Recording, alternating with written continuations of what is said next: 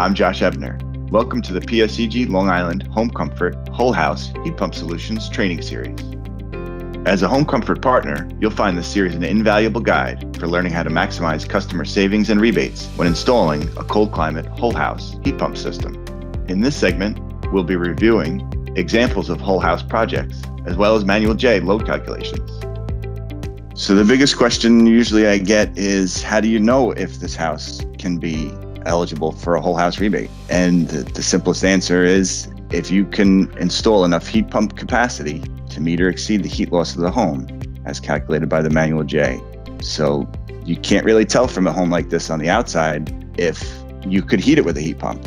And if this was built in 1930s, 1940s and never had any weatherization, there's no way you can heat this with a heat pump. It's just too leaky, it's too large. You'd have to install too many heat pump BTUs to get this house to heat. But if you went inside and you found out that there was a recent renovation done and they spray foamed the walls, they have a hot roof, you did your Manual J load calc, and it is possible that you could heat a house of this size with a heat pump. But there's really no way to know from the outside. You really have to do a good load calculation. And there is rules of thumb we're going to talk about in a little bit. One of the ways that can help you decide if you could heat this house with a heat pump is to ask for the past utility bills. You can ask the customer how the existing heating system has been running. Of course, when you go in and do your assessment, you're going to find out what BTU boiler they have already or what size furnaces they have. Generally, those are oversized anyway. When we do our load calcs on Long Island, our design temperature, our outdoor design temperature, is going to range from 5 to 15 degrees. Closer to the city, you're going to be a little bit warmer. Out on the East End, you might be a little closer to the 5. I typically use 11 degrees on my Manual J load calcs. Once you do a few of them, you'll get the feel for, there's similar houses. There's, two-story colonials, there's ranches, there's capes, and they all kind of spit out the same load calculation when you're done, depending on a lot of things like infiltration, floor insulation, windows and doors. New construction homes, we've been finding coming in around 20 BTUs per square feet. And the heating and the cooling loads get a little closer together.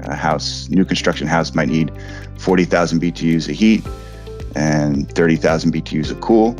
There is some rules of thumb that you can use as a gauge, because obviously when you go out on an estimate, you're not doing the Manual J load calculation right then and there. If this is a whole house potential customer, you're going to have to go back, do your load calculation at the office.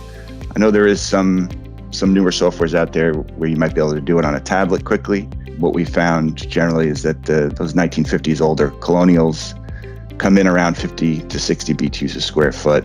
Homes built in the 80s, closer to 30 to 40 BTUs a square feet. The most important part to a load calc turns out to be the infiltration or how leaky that house is.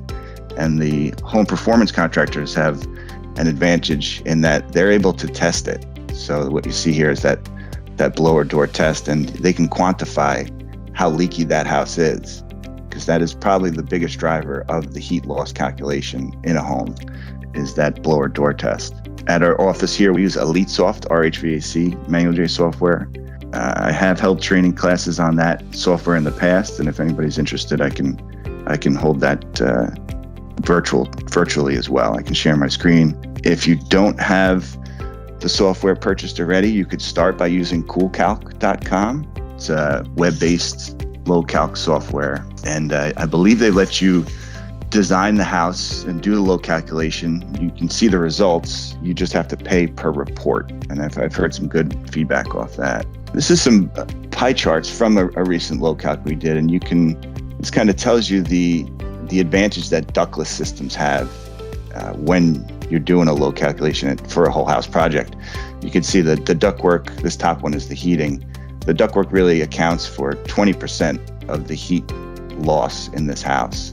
And the same thing goes on the cooling side. If you have ductwork up in a hot attic, it's really going to drive up your heat gain and your heat loss. This particular Manual J, I think, was modeled with a vented attic with dark asphalt shingles. Thanks for watching. To see this whole series and to access additional helpful program content, be sure to visit us often at PSEGLINY.com.